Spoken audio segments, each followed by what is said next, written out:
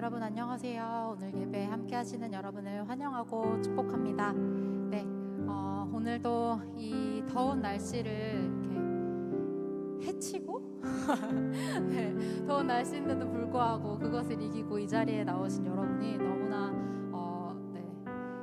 감사한 일인 것 같습니다. 우리가 이곳에 모일 수 있는 것이 오늘도 기쁜 마음으로 주님을 함께 찬양하기를 원합니다.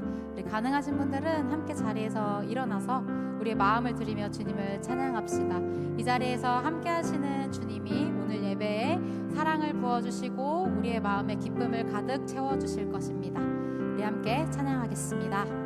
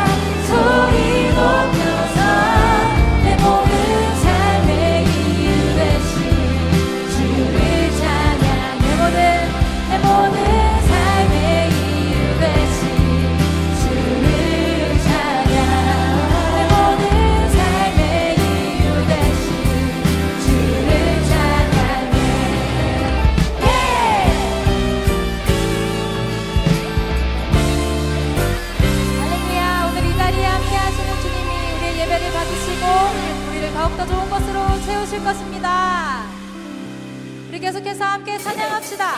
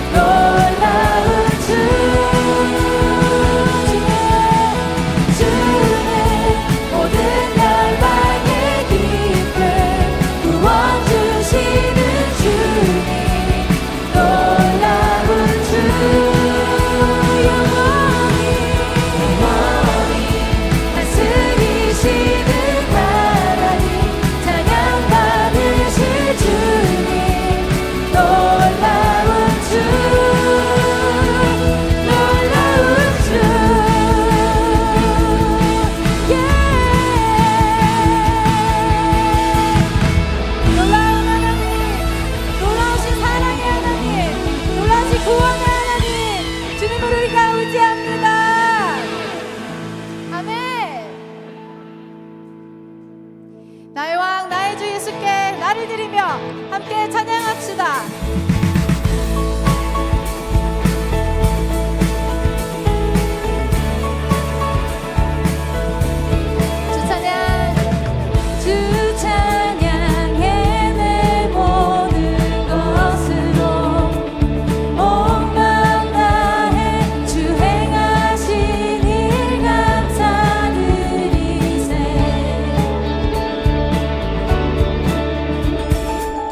전능한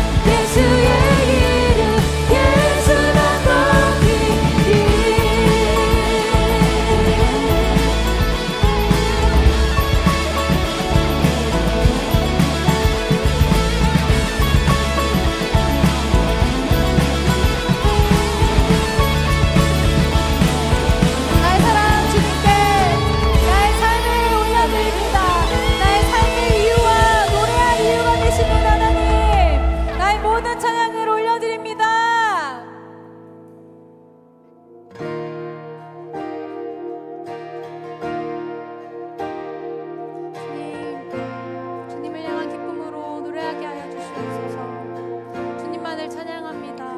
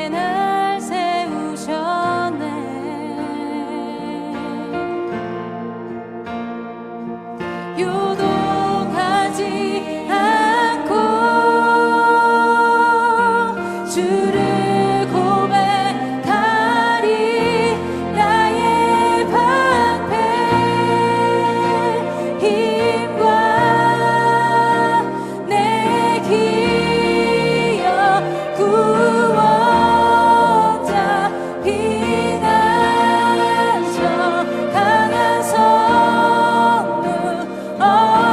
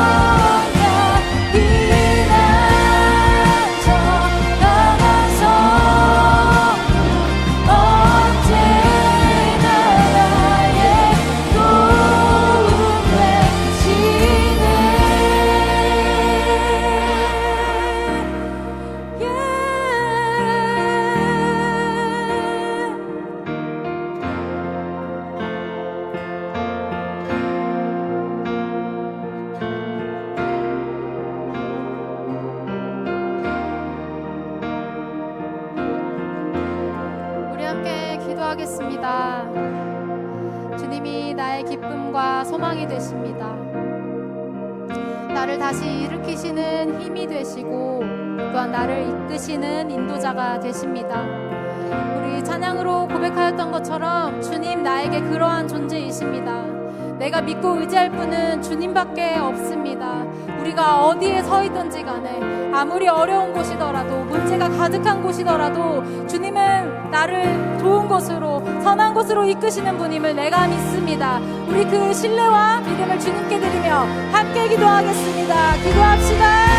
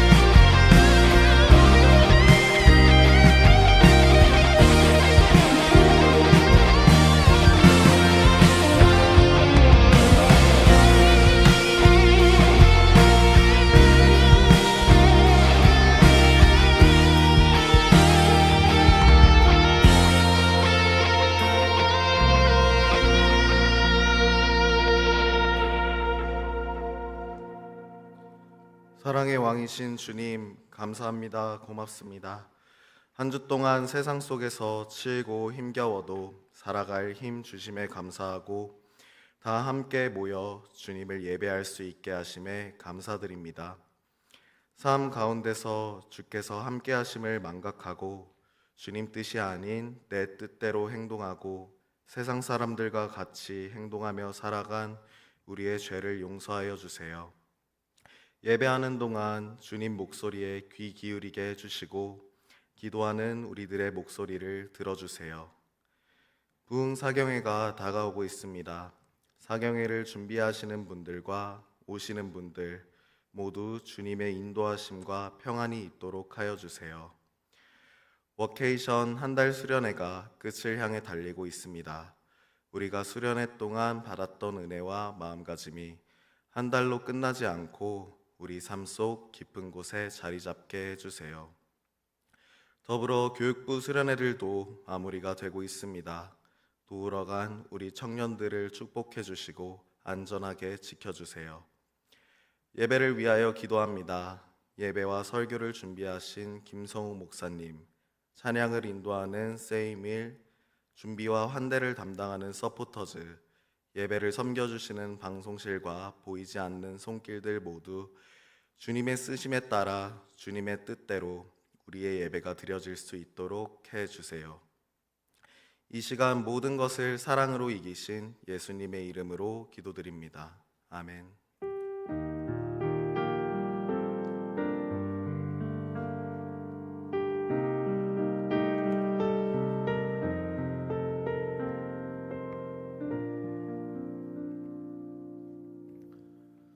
오늘 우리에게 주시는 하나님의 말씀은 신약 성경 마태복음 14장 22절부터 33절까지의 말씀입니다. 이제 제가 하나님의 말씀을 봉독하겠습니다. 예수께서 즉시 제자들을 재촉하사 자기가 무리를 보내는 동안에 배를 타고 앞서 건너편으로 가게 하시고 무리를 보내신 후에 기도하러 따로 산에 올라가시니라. 저물매 거기 혼자 계시더니 배가 이미 육지에서 술이나 떠나서 바람이 거스름으로 물결로 말미암아 고난을 당하더라. 밤 사경에 예수께서 바다 위로 걸어서 제자들에게 오시니 제자들이 그가 바다 위로 걸어오심을 보고 놀라 유령이라 하며 무서워하여 소리 지르거늘 예수께서 즉시 이르시되 안심하라 나니 두려워하지 말라. 베드로가 대답하여 이르되 주여 만일 주님이시거든 나를 명하사 물 위로 오라 하소서 하니 오라 하시니 베드로가 배에서 내려 물 위로 걸어서 예수께로 가되 바람을 보고 무서워 빠져가는지라. 소리질러 이르되 주여 나를 구원하소서 하니 예수께서 즉시 손을 내밀어 그를 붙잡으시며 이르시되 믿음이 작은 자여 왜 의심하였느냐 하시고 배와 함께 오르매 바람이 그치는지라. 배에 있는 사람들이 예수께 절하며 이르되 진실로 하나님의 아들이소로이다 하더라.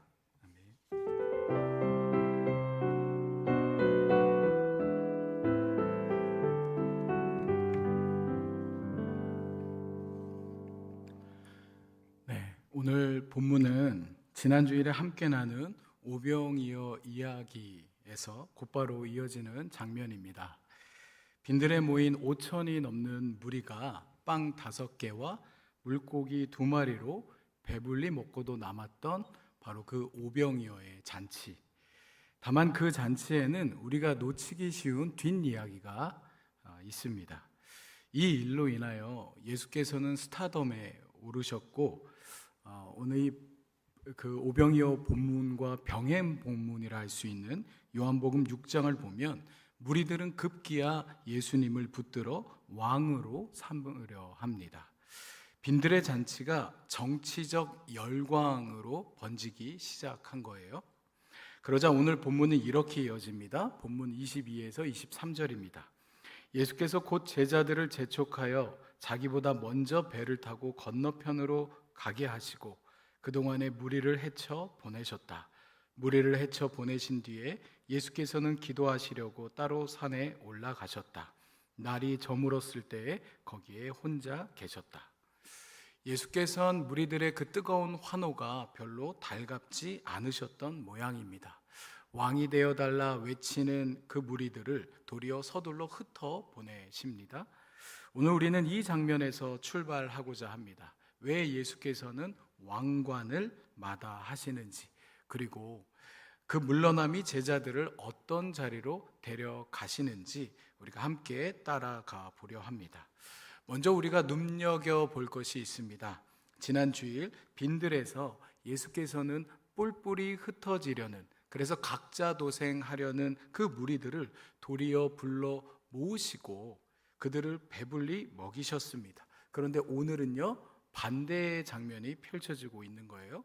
바로 그 모여든 무리들을 이번에는 손수 흩어 보내십니다. 같은 예수님이실 텐데 왜 지난주에는 모이게 하시고 그리고 오늘은 흩으시는 걸까? 까닭은 이 무리들의 마음이 변질되었기 때문입니다. 배불리 먹은 무리들은요, 이제 예수를 붙들어 그들의 왕으로 삼으려 합니다. 무리들은 왜 그토록 예수님을 자신들의 왕으로 세우려 했을까? 거기에는요, 두 겹의 마음이 얽혀 있습니다. 하나는 당장의 배고픔이 채워진 경험 때문입니다.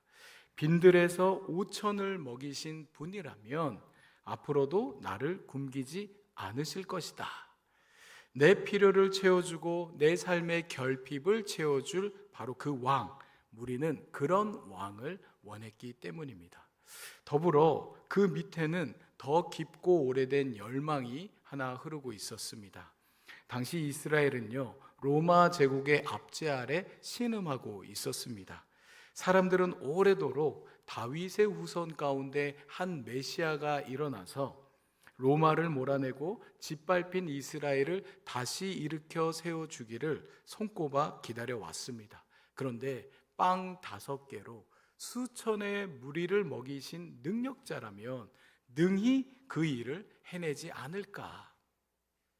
개인의 배고픔을 채워줄 왕이자 짓밟힌 민족을 건져낼 정치적 해방자, 무리가 예수님께 씌우려던 그 왕관에는 이와 같은 사람들의 기대가 서려 있었습니다. 여러분 잘 생각해 보십시오. 이거는요, 어떤 지도자에게든 인생 최대의 기회가 찾아온 것이에요. 온 무리가 내 이름을 연호하며 나를 왕으로 세우겠다고 몰려드는 바로 그 순간, 어쩌면 이 장면은요, 온 세상의 정치가 늘 탐내는 바로 그 장면일지도 모릅니다. 여러분, 포퓰리스트라는 말을 아시죠? 포퓰리스트란 다른 사람이 아니에요. 군중의 허기와 열망을 거머쥐고 무리가 원하는 것을 정확히 내어주며 그들의 손에 들려 왕이 되는 사람, 바로 포퓰리스트입니다. 지금 예수님 앞에 놓인 것이 정확히 바로 그 길이었어요. 그런데 예수께서는 그 길을 단호히 거절하십니다. 무리가 씌워주려는 왕관을 마다하시고 도리어 그 무리들을 흩어버리시는 거예요. 여기서 두 갈래의 길이 갈라지는 겁니다.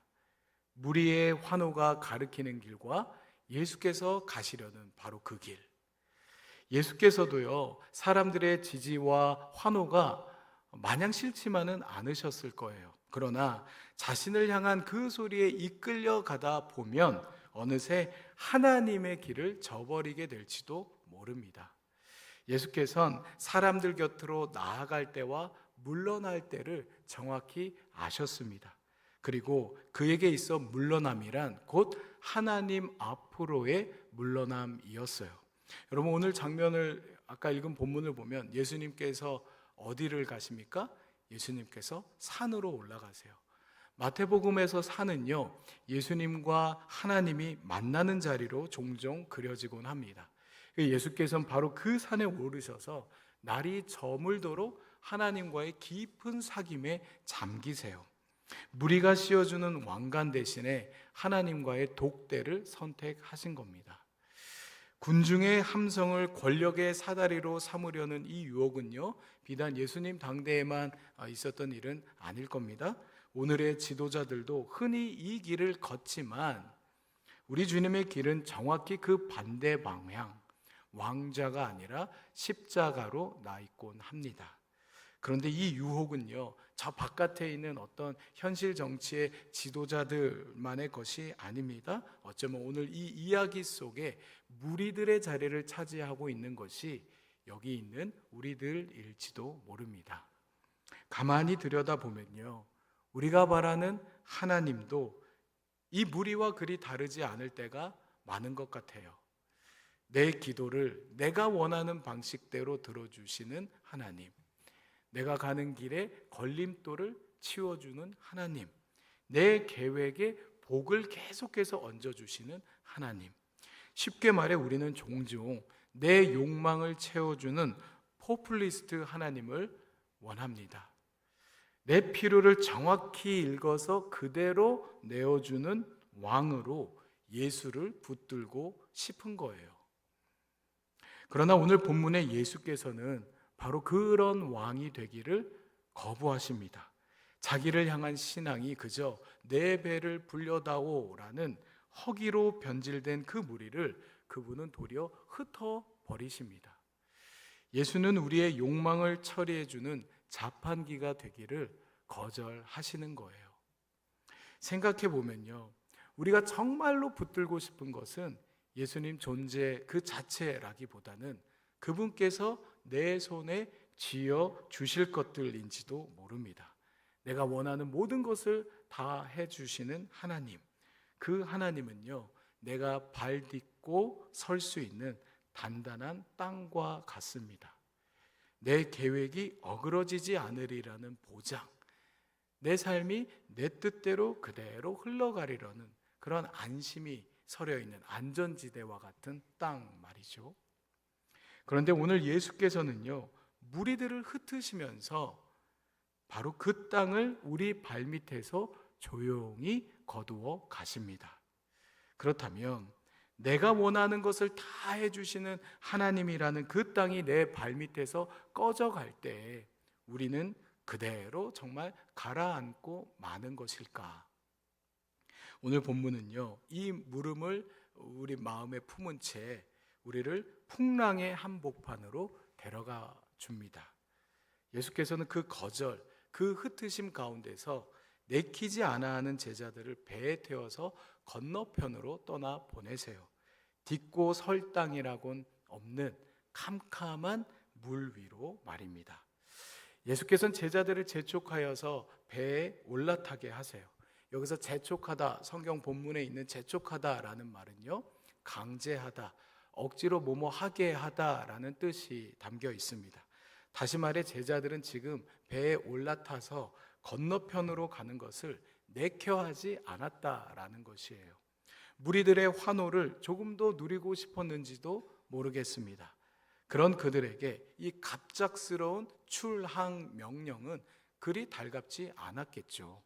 그냥 무리들을 놔두시지 왜 흩으려 하시는 걸까? 그리고 왜 자신들을 무리들과 서둘러 떼어가지고 우리를 다른 곳으로 보내려고 하시는 걸까? 그렇게 툴툴거리면서 제자들은 마지못해서 노를 저 나갔습니다. 그런데 바로 여기에 오늘 본문이 우리에게 던지는 또 하나의 진실이 담겨져 있어요. 예수를 따른다는 것이요, 잔잔한 물길로 인도받는다라는 뜻이 아니라는 그러한 진실입니다. 여러분 보세요. 제자들을 배에 태워서 보내신 분이 누구십니까? 예수님이세요. 그리고 그 배가 향한 곳이 어디였습니까? 풍랑의 한 복판이었습니다. 예수님께서 산에서 지금 하나님과 막 깊은 사귐 가운데 막 혼자 은혜 받고 계시는데 제자들의 지금 형편이 어떠합니까? 불행하게도 그들은 지금 전혀 은혜롭지 못해요. 오늘 본문 24에서 25절을 보겠습니다. 그러나 배는 이미 무태서 멀리 떨어져 있었는데 파도 때문에 몹시 흔들렸다. 바람이 거슬러서 불어왔기 때문이다. 이른 새벽에 예수께서 바다 위를 걸어서 제자들에게로 가셨다. 이들의 사투, 제자들의 사투는요, 성서가 말하는 밤 사경까지 계속됩니다. 이 밤 사경이란 우리 기준으로 새벽 3시에서 6시 사이를 말해요. 그러니까 하루 중에 가장 어둡고 추운 동이 트기 직전의 시간입니다. 밤이 새도록 캄캄한 바다 위에서 거센 풍랑과 사투를 벌였을 이 제자들은 아마 다 녹초가 되었을 거예요. 그런데 바로 이 대목에서 누군가는 마음속으로 이렇게 물을지도 모릅니다. 아니, 예수님은 혼자 산에서 혼자 그렇게 하나님하고 좋은 시간을 가지시면서 왜 제자들은 이 생고생을 시키시는가? 그렇다면 하나님이 우리에게 고난을 보내신다는 말인가? 지금 제자들이 겪고 있는 이 풍랑도 다 하나님의 뜻이란 말인가? 여러분, 이와 같은 물음은요, 신앙의 가장 오래되고 가장 뼈아픈 질문이기도 해요. 특별히 오늘을 살아가는 청년들에게 이 물음이 더욱 날카롭고 아프게 다가옵니다.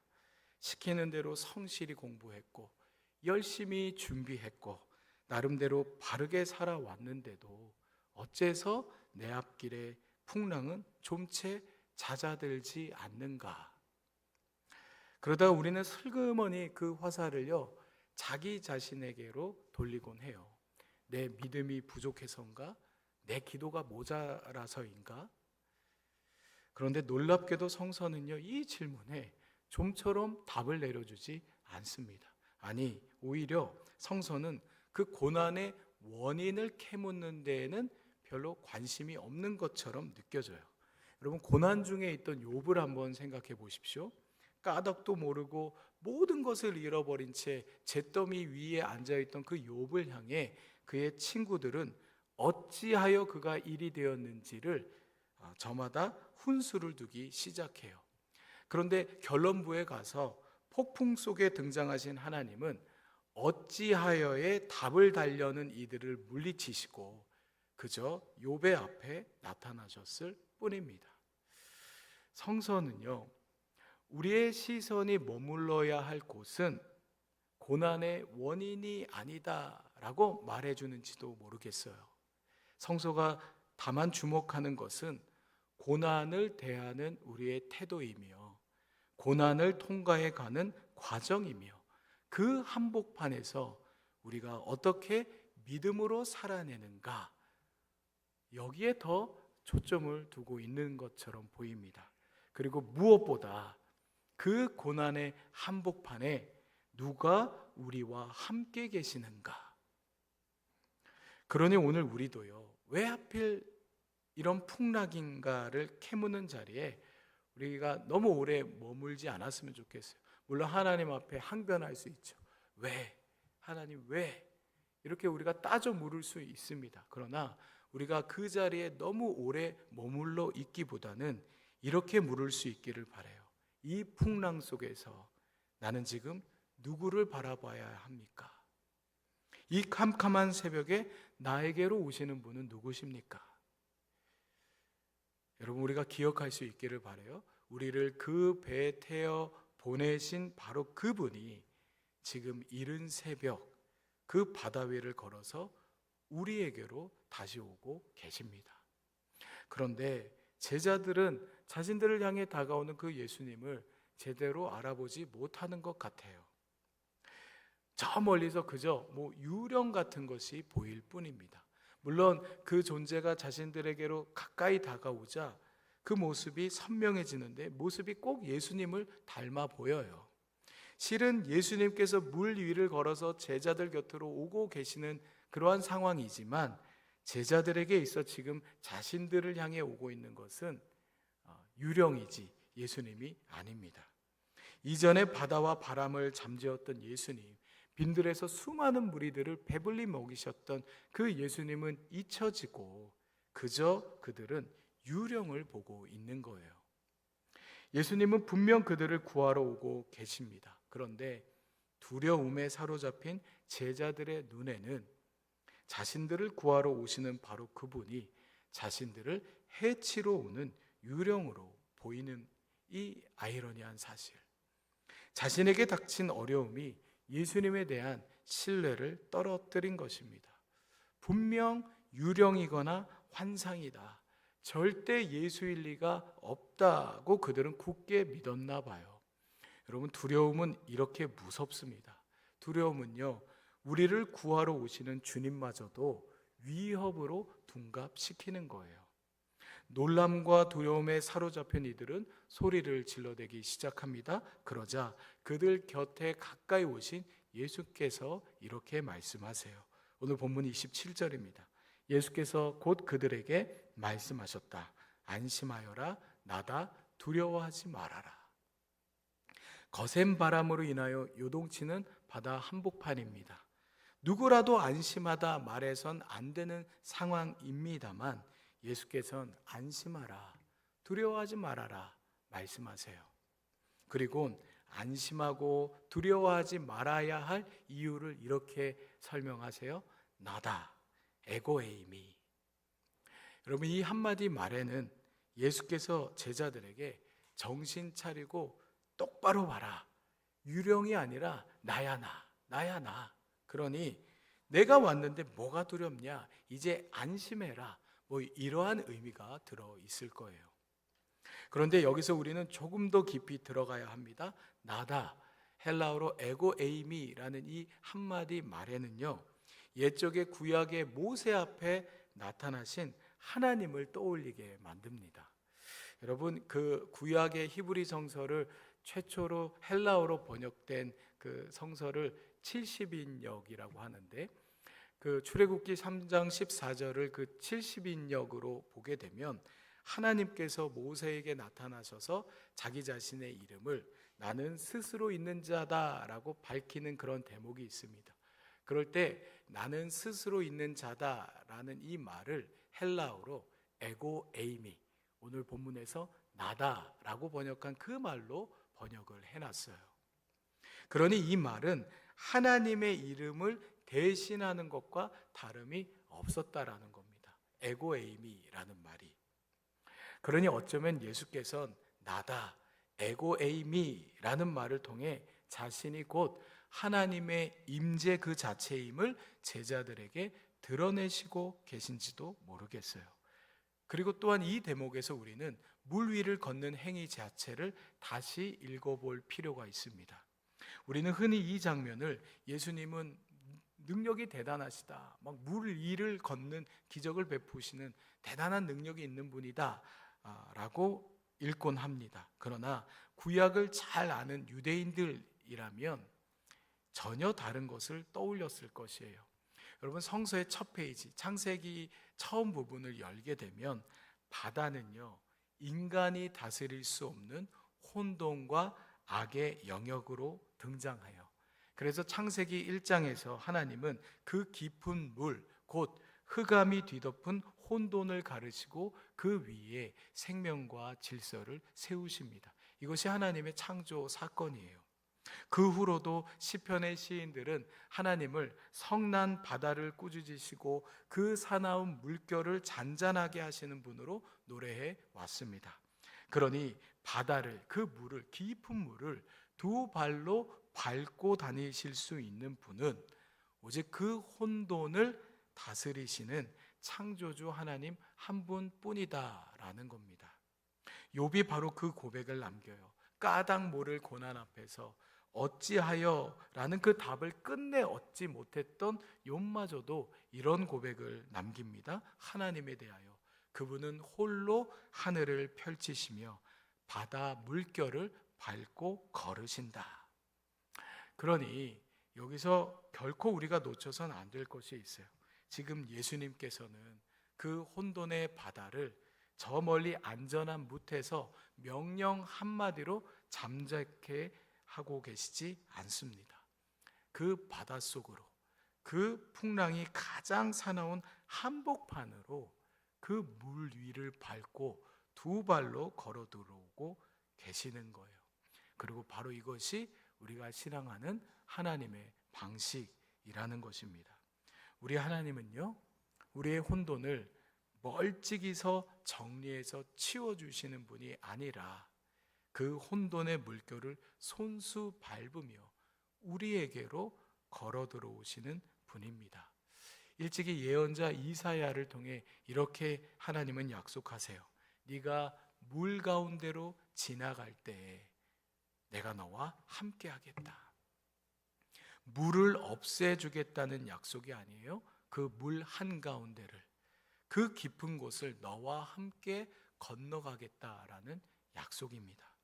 여러분, 우리 신앙의 핵심은요, 그렇기 때문에 고난이 사라지는 데 있지 아니하고 그 고난의 한복판에 하나님이 함께 걷고 계신다라는 데 있어요.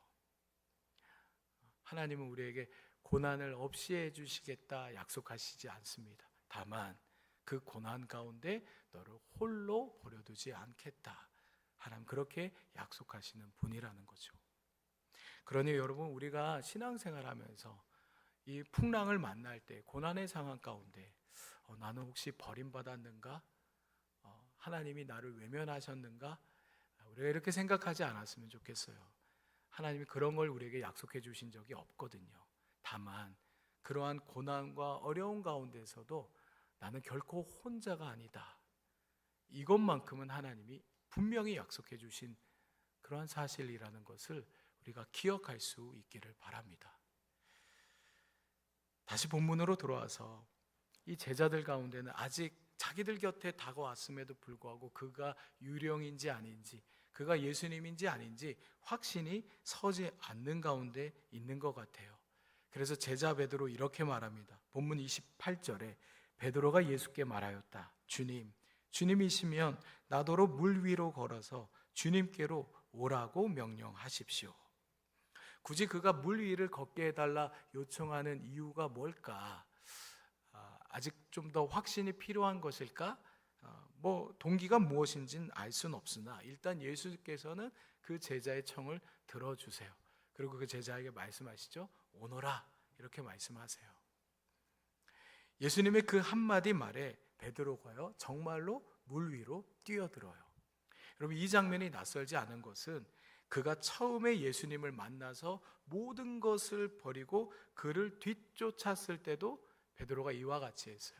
예수님은 그저 나를 따르라 한마디 하셨을 뿐인데 이 베드로는요, 모든 것을 버려두고 예수님께 자기의 생을 다 걸었습니다. 이번에도 마찬가지인 거예요. 모든 것을 다 던지고 예수님께로 던지는 거예요. 그리고 물 위를 걷는 자신을 발견하게 됩니다. 그야말로 기적이 일어난 거죠.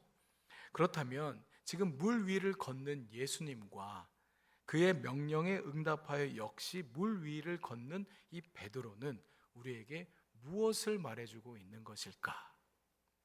예수님을 믿으면 우리도 예수처럼 물 위를 걷고 저런 막 놀라운 능력을 부릴 수 있다라는 그런 뜻일까?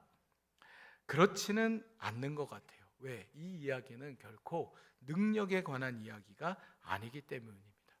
오히려 우리는 이렇게 생각해 볼 수 있을 것 같아요. 예수님의 부름에 뛰어든 사람들마다 예수님을 따라 걷게 된다라는 것이죠. 그 길이 어디든지 설령 물 위라 하더라도 베드로한테는 이런 믿음이 있었나 봐요. 나도 예수님을 따라 예수님처럼 살 수 있다라는 것입니다. 여러분, 혹자는 믿음을 가리켜 인식의 전환이다라고 말해요. 나 같은 게 어떻게가 아니라 나 같은 사람도 살아낼 수 있다. 이것이 믿음이라는 겁니다. 때때로 우리에겐 베드로와 같은 이런 급진적인 믿음이 필요할 때가 있어요. 이리저리 재지 않고 나에게 오라는 그 예수님의 한마디 말씀에 내 삶의 전부를 걸어보는 겁니다. 아유, 나 같은 게 어떻게 그럴 수 있어? 그렇게 계산기 두드리는 것이 아니라 나 같은 사람도 예수님처럼 살아갈 수 있어. 거기에 한번 걸어보는 거죠. 그러나 믿음의 길이라는 게 늘 순탄하지만은 않습니다. 여기서 우리는 이 베드로가 지금 어디에 서 있는지를 다시 보아야 합니다. 그는 지금 발 디딜 단단한 땅 없이 오직 출렁이는 물 위에 떠 있어요. 언젠가 철학자 키에르케고르가 신앙을 이렇게 그렸어요. 신앙인이란 발 밑에 7만 길 깊이의 물을 둔 채 그 헤아릴 수 없는 시면 위에 떠 있으면서도 믿음을 결코 놓지 않는 사람이다. 그러니까 신앙이란 단단한 확신에 찬 땅을 딛고 서는 것이 아니라는 거예요. 오히려 발밑에 시면을 둔 채 그대로 그 위에 떠 있는 것, 말하자면 부력과 같은 것이다. 나를 가라앉지 않게 떠받치는 힘, 그것이 바로 신앙이다. 그런데 이 부력은요, 내가 그 발밑의 깊이를 내려다보며 겁에 질리는 순간 이내 사라지고 맙니다. 여러분, 베드로도 그랬어요. 그는 시선을 예수님께로 고정한 채로 계속 걸어 나가기만 하면 되었으나 매서운 바람과 파도 소리가 점차 크게 그에게 들려오기 시작합니다. 요동하는 수명이 그의 걸음을 방해합니다. 결국 이내 그는 자신을 향해 손짓하는 예수님 대신에 자신을 덮치려는 그 풍랑의 시선을 빼앗기고 말아요. 그 순간 베드로는 다시금 두려움에 빠지게 됩니다. 그와 동시에 점차 검은 물속으로 잠기기 시작해요. 앞서 말씀드렸듯이 유대인들의 세계관에서 바다란 혼돈과 악의 상징이었습니다. 그러니 지금 물속으로 잠겨가는 베드로는 예수님 말고 자신을 덮치는 그 풍락을 보라는 혼돈의 유혹에 빠진 제자의 실존을 보여주고 있는지도 모르겠어요. 그렇다면 이제 이 제자는 무엇을 해야 하는가? 오늘 본문 30절입니다. 그러나 베드로는 거센 바람이 불어오는 것을 보고 무서움에 사로잡혀서 물에 빠져 들어가게 되었다. 그때에 그는 주님 살려주십시오 하고 소리를 질렀다. 이 본문을 이렇게 읽으면 안 돼요. 살려주세요. 주님 살려주세요. 이렇게 읽어야 됩니다. 그저 소리 지를 수밖에 없습니다. 여러분, 얼마나 인간의 실존이라는 것이 이렇게 위태롭습니까? 여러분, 죽을 수도 있는 순간에 할 수 있는 게 그저 소리치는 것밖에 없다는 것이 우리 인간이 얼마나 무력한 존재인지를 말해주고 있어요. 물에 빠져 허우적대는 사람은요, 논리적인 판단도 우아한 몸짓도 하지 못합니다. 그저 손을 뻗고 소리를 지를 뿐이에요. 살려주세요. 살려주세요. 물론 오늘 우리 청년들은 무엇이든 혼자 감당해야 한다고 그렇게 배우며 자랐습니다. 약한 모습을 들키면 안 된다고, 그러면 뒤처진다고, 내 앞가림은 내가 해야 한다고. 그래서 우리는 때때로 물에 빠져 허우적대면서도 좀채 살려달라고, 도와달라고 그렇게 한마디를 못 꺼내요. 민폐라 여겨서 그러는지도 모르겠습니다. 우리는 그래서 흔히 신앙을 무언가를 해내는 능력으로 오해하기도 해요. 더 굳센 믿음, 더 흔들리지 않는 마음, 더 대단한 결단으로 이 풍랑을 이겨내는 것이 신앙이라고 우리는 그렇게 생각하기도 합니다. 그러나 오늘 베드로가 우리에게 보여주는 신앙의 밑바닥은요, 정반대예요. 그것은 살려주십시오라는 무력한 자의 부르짖음입니다. 내가 나를 건질 수 없음을 인정하고 오직 그분의 손을 향해 소리치는 것, 이것이 은혜를 받는 자의 자리, 하나님을 경험하는 자리가 된다는 것이에요. 그러자 오늘 본문 31에서 32절입니다. 예수께서 곧 손을 내밀어서 그를 붙잡고 말씀하셨다. 믿음이 적은 사람아, 왜 의심하였느냐? 그리고 그들이 배에 오르니 바람이 그쳤다. 구원이 임했습니다. 예수님께서 구원해달라는 이의 소리를 외면치 않으신 거예요. 즉시 손을 내밀어 그를 붙잡고 다시 그와 시선을 마주치십니다. 그리고 믿음이 적은 사람아, 왜 의심하였느냐? 그렇게 안타까워하세요. 여기서 의심하다라는 말은 마음이 둘로 나뉘어졌다라는 의미입니다. 그러니 왜 의심하였느냐라는 예수님의 말씀은요, 베드로야, 왜 너는 나를 보면서도 저 풍랑도 함께 보는 거냐? 그런 의미라고 볼 수 있을 것 같아요. 왜 너는 나를 보면서도 저 풍랑을, 저 요동치는 파도를, 불어오는 바람에 너의 시선을 빼앗기는 거니? 여기서 우리가 반드시 붙들어야 할 한 단어가 있습니다. 예수께서는 그 제자의 흔들리는 믿음을 두고 작은 믿음이라고 말씀하셨지 결코 그에게 이 믿음이 없는 자여 그렇게 말씀하시지 않았다라는 거예요. 예수님의 오라는 그 한마디 명령만으로 자신의 모든 것을 던진 이 베드로를 누가 믿음이 없다고 할 수 있겠습니까? 다만 그의 흔들리는 믿음이 안타까울 뿐이죠. 그래서 여기에 오늘 본문에 가장 깊은 위로가 서려 있습니다. 제자는 한없이 흔들릴지라도 예수님은 잡은 손을 놓지 않으신다는 것이에요. 베드로가 물 위를 끝까지 걸어냈기 때문에 그가 구원을 받은 것이 아닙니다. 그는 실패했고요, 그는 가라앉았고요, 그는 소리 질렀어요.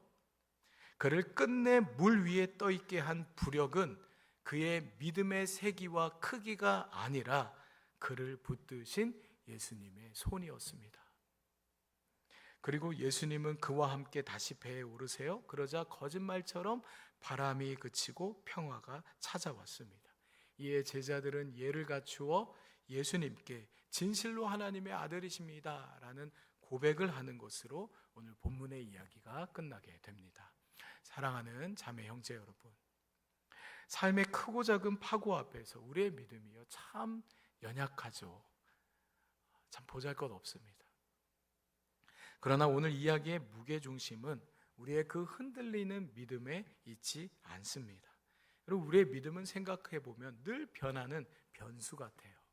어떤 날은 막 하늘을 찌릅니다. 그렇죠? 그런데 어떤 날은 저 깊은 물속에 가라앉는 거, 그게 우리의 믿음 같아요. 하지만 그 흔들리는 변수 곁에 결코 변하지 않는 상수가 되어주시는 분이 계십니다.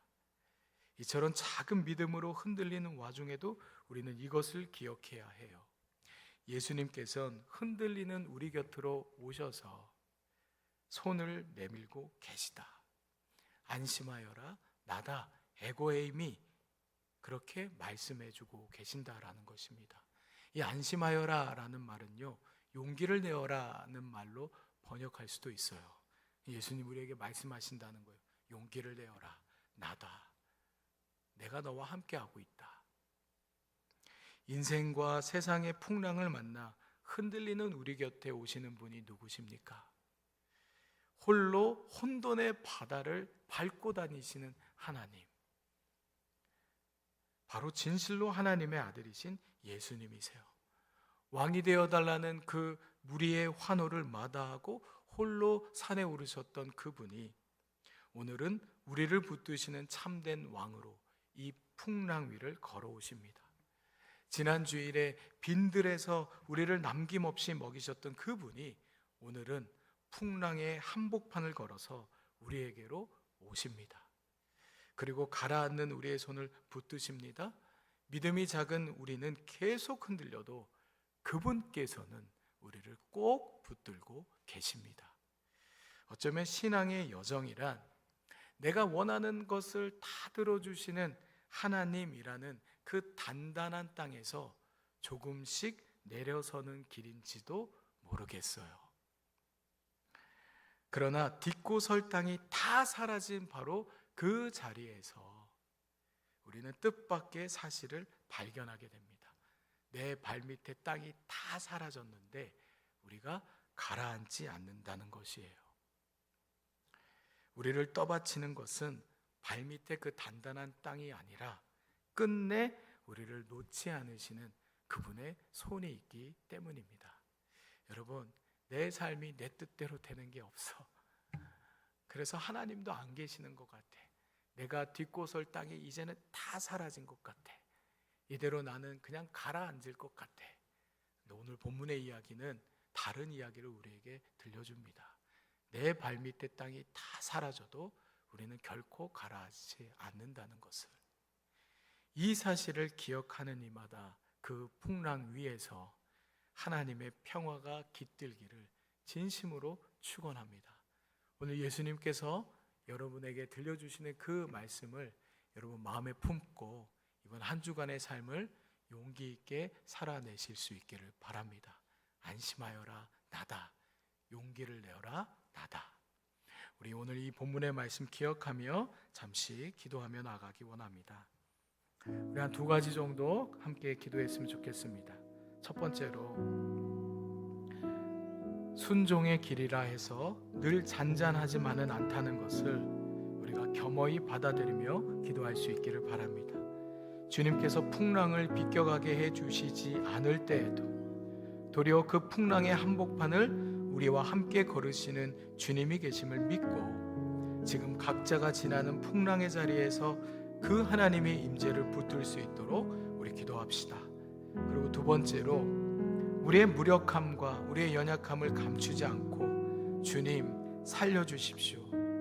주님 제발 도와주십시오. 그렇게 부르짖을 수 있도록 우리 기도합시다. 스스로 풍랑을 이겨내는 안간 힘을 내려놓고 우리의 시선을 풍랑이 아니라 우리를 향해 손 내미시는 주님께 고정하며 흔들려도 끝내 놓지 않으시는 그 손을 신뢰하는 내가 될 수 있게 해달라고, 또 우리 공동체가 될 수 있게 해달라고 우리 함께 기도할 수 있기를 바랍니다. 우리 이 시간 본문의 말씀을 기억하며 함께 기도하며 나갑니다. 주님, 때때로 우리에게 허락하시는 그 고난의 파고 앞에서 우리의 삶은 늘 언제나 쉴 틈 없이 흔들리는 것 같습니다. 내가 딛고 설 단단한 땅이 모두 다 사라져버린 것 같은 순간을 마주할 때도 있습니다. 더 이상 앞으로 어떻게 걸어나가야 할지, 내 뒤들 땅이 완전히 사라진 것처럼 느껴질 때도 있습니다. 그러나 주님께서 이 풍랑을 비껴가게 해주시지 않을 때라도 도리어 그 풍랑의 한복판에서 변함없이 내 손을 붙들고 계시는 분이 누구인지를 우리가 기억해낼 수 있기를 바랍니다. 하나님이 나를 이 고난 가운데서 홀로 내버려 두는 것이 아니라 이 고난 중에도 당신이 나와 함께 이 물 위에 서 계심을 우리가 기억하며 우리 인생의 여러 가지 어려움과 또 그 인생의 파고 앞에서 우리의 삶을 끝내 우리가 버티며 견디며 또한 살아낼 수 있기를 원합니다. 주님, 그래서 여러 가지 어려움들 앞에서 우리의 무력함을 감추지 않으며 주님께 살려달라고, 주님께 도와달라고, 나를 구원해달라 그렇게 부르짖을 수 있기를 원합니다. 내 혼자만의 힘으로 이 풍랑을 이겨내려는 안간힘을 내려놓게 하시고 우리의 시선을 풍랑이 아니라 우리를 향해 내미시는 그 주님의 손에 고정하며 흔들려도 끝내 놓지 않으시는 그 손을 끝까지 신뢰하고 그 손에 끝까지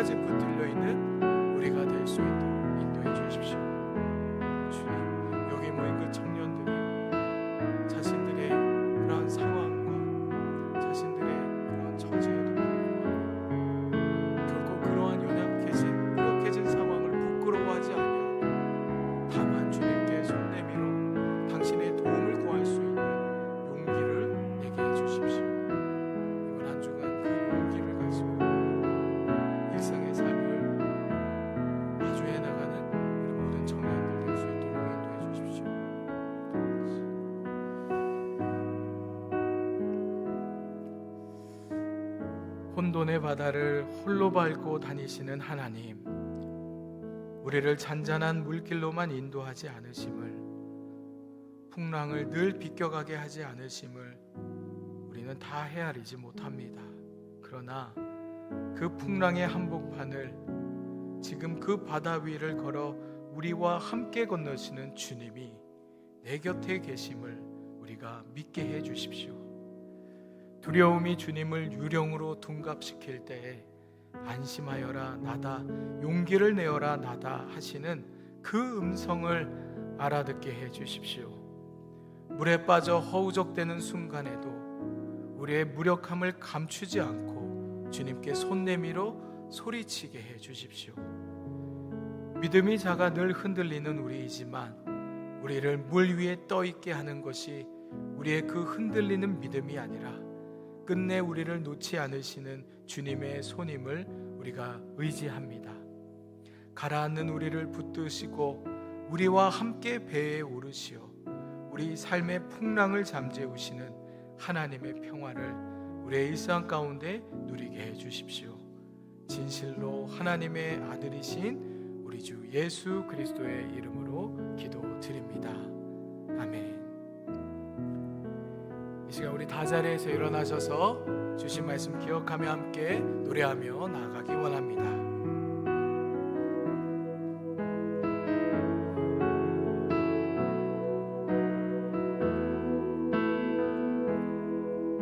주의 자녀로 산다는 것은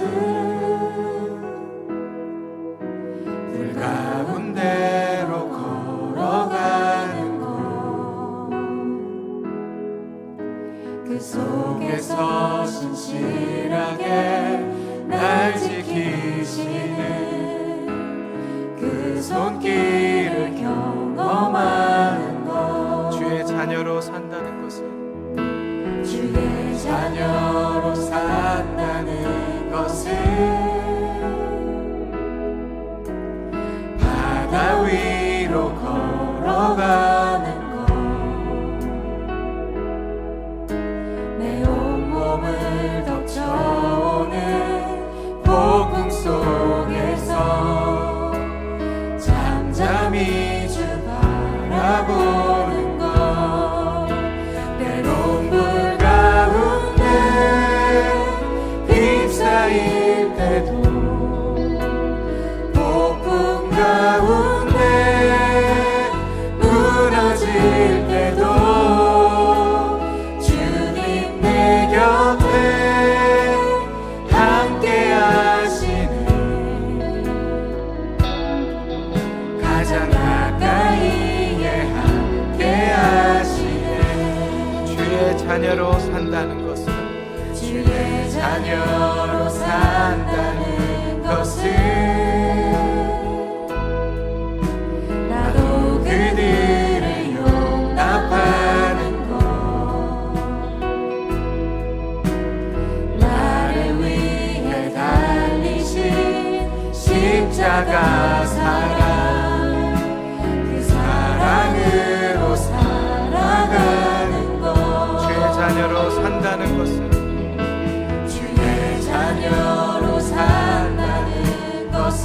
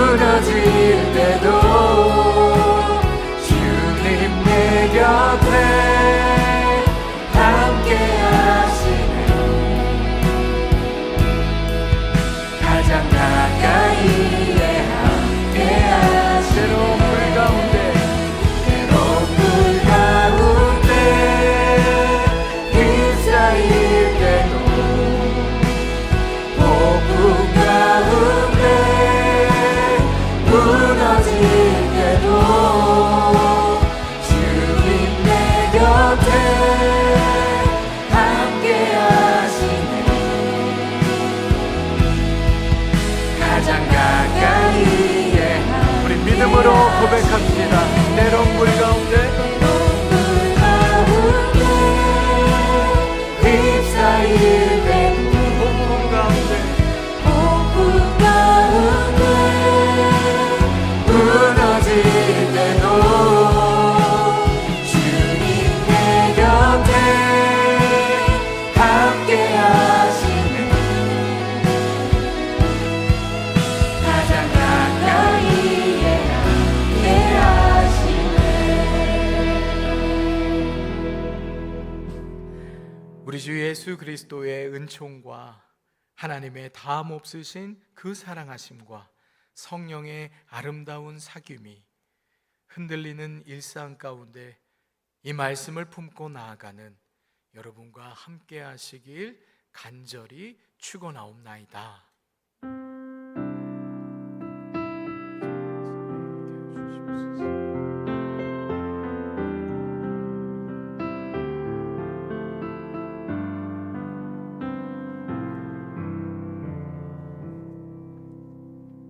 자리에 앉으시겠습니다. 이 시간에 우리 곧 있을 우리 부흥사경회 광고 영상을 잠시 보도록 하겠습니다.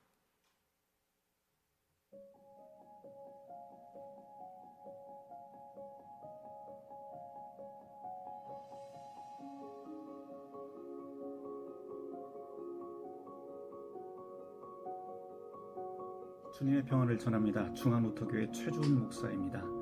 이번에 높은 뜻 정의교회에서 여러분을 사흘 동안 만나게 됩니다. 조용히 그러나 묵직하게 한국교회를 위한 개혁의 방향을 보여주신 교회이기 때문에 그곳에서 말씀을 전한다는 게 저에게는 큰 도전이고 또 고민이고 또 영광이고 기쁨이 됩니다. 사흘 동안 올해 교회표에서 믿음, 소망, 사랑이라고 하는 주제를 조금 낯설게 성경에서 함께 읽고 묵상해 보려고 합니다. 확신이 없어도 괜찮다라고 하는 믿음, 성과가 보이지 않아도 된다고 하는 소망, 그리고 끝내는 사랑밖에 남지 않는다고 하는 그 이야기를, 그 복음의 메시지를 여러분하고 같이 나눠보려고 합니다. 흔들리는 마음 그대로 오셔도 됩니다. 오히려 그런 분들을 위한 사경회입니다. 그 자리에서 여러분과 반갑게 만나 뵙겠습니다. 감사합니다.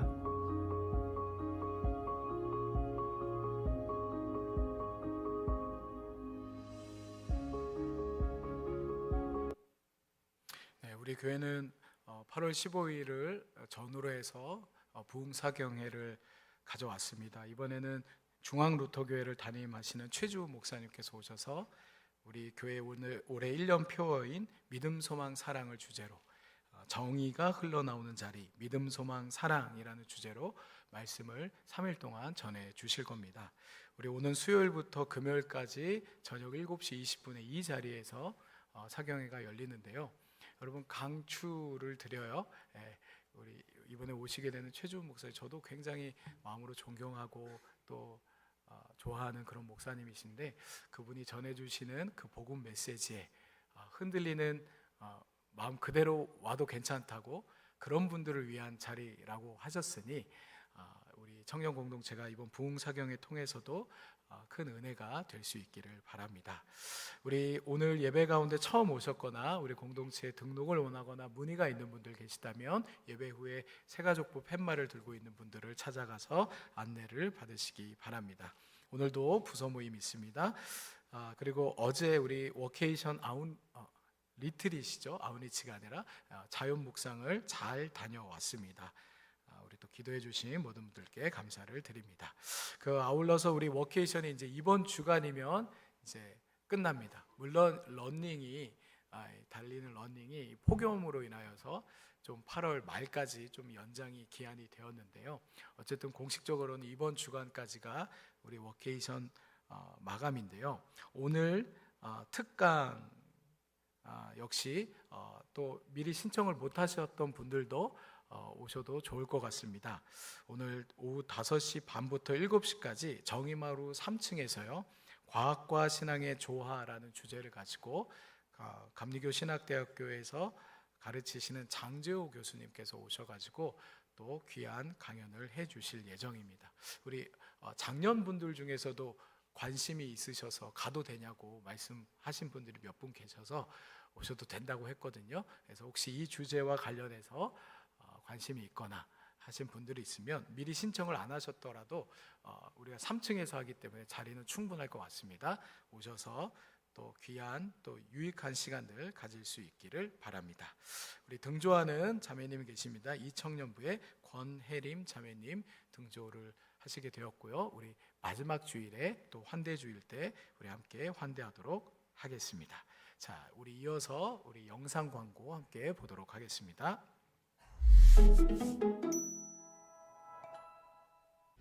Day by